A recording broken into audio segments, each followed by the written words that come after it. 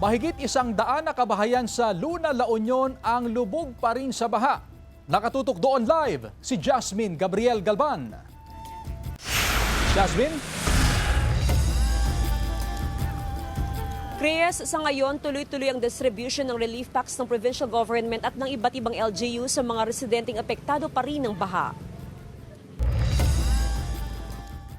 Mag-iisang linggo nang binabahang ilang kabahayan sa Luna, La Union. Bunsod ito ng walang humpay na pag-ulan na dulot ng habagat.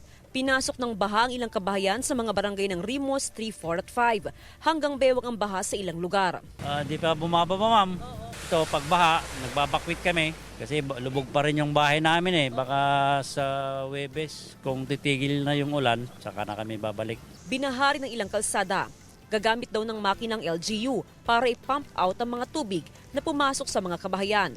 Yung mga flooded na houses po, kasama po natin yung mga engineering, we will conduct survey po may o roofing kung anong pwede namin na gawin. Bukod sa Luna, binaharin ang iba pang lugar sa probinsya. Nakapagtala ng flash flood sa Atingay kahapon.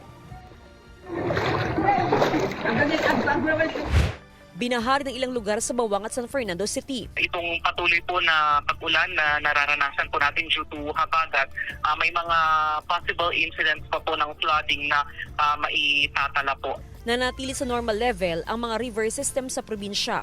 Pero hindi rin nawawala ang pangamba na tumaas ang antas ng mga kailugan dahil sa malalakas na buhos ng ulan, lalo na sa mga kabundukan. Patuloy na pinag-iingat ang publiko sa banta ng mga pagbaha.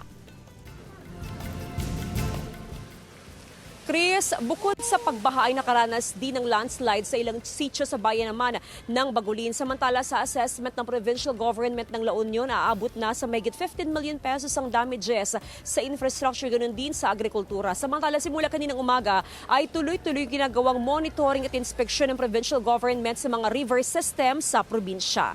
Chris? Maraming salamat at ingat din kayo, Jasmine Gabriel Galban.